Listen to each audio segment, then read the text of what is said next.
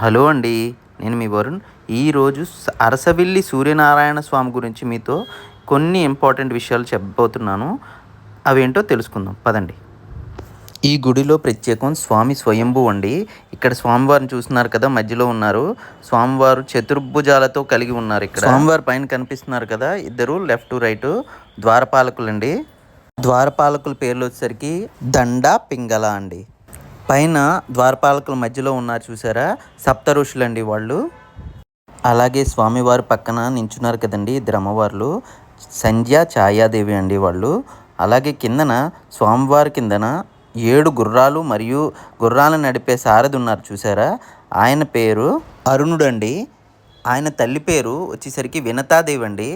గరుక్మంతుడు సోదరుడండి ఈయన అరుణుడనే ఆయన. అలాగే కింద చూస్తున్న గుర్రాల పేర్లు వచ్చేసరికి ఒక్కొక్కటి చెప్పుకుందాం. మధ్యలో ఉన్న గుర్రం పేరు అశ్వ అండి.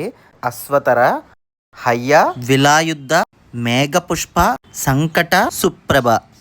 ఈ 7 గుర్రాలు కలిసిపోయి సూర్యుని శక్తిని, వేగాన్ని, కాలచక్రాన్ని చక్కగా ముందు నడిపిస్తాయండి. కాలం, ఋతువులు, దినరాత్రులు అన్నీ వీరి సహాయంతోనే నిరంతరం మారుతుంటాయని ప్రజల విశ్వాసం అండి. జై శ్రీమన్నారాయణ. మరిన్ని వీడియోస్తో త్వరలోనే మీ ముందుకు వస్తాను. Thank you so much.